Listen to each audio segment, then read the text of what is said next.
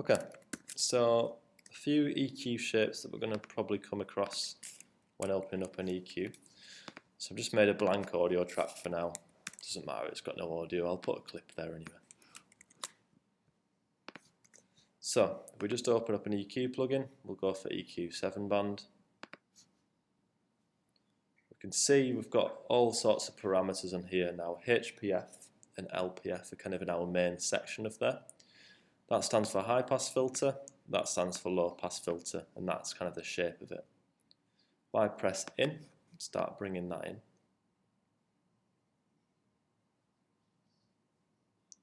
We can see that's a high pass filter because we've let the highs pass the EQ, but we've let the lows be cut by the EQ. We can change the steepness of that using that little button. And then obviously we can pick our frequency where the high pass filter begins. Low pass filter is exactly the same thing, only letting the lows pass instead. If I bring the frequency down, everything above 1K now is not getting let past this EQ. Everything below it is still able to be heard. Again, I could change the steepness of that. Thinking of examples, high pass filter, probably going to do on a vocal. Most vocalists won't have anything in their voice that's below 150, 120 Hertz. So we're just going to get rid of all that extra rumble, all that extra plosives that are going to make our vocal a little bit muddy. Low pass filter, we can think about things like a bass guitar.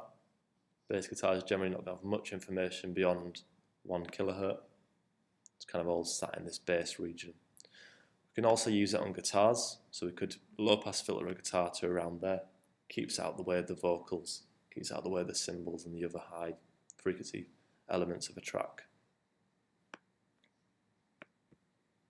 One other shape we have on an EQ graph is a peak dip. Now peak dip, as it says in the name, is literally just peaking a frequency. So we're on about 225 Hertz there. We're obviously peaking that by quite a lot, adding 18 decibels of gain to it. But we can also dip that.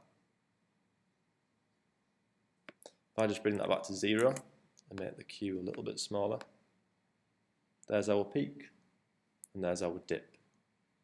And you can see actually there's a little logo of it. If I just zoom in, which I can't do. But you see that little logo there? That's the peak dip logo, as is that there. Literally it's just a peak and a dip combined.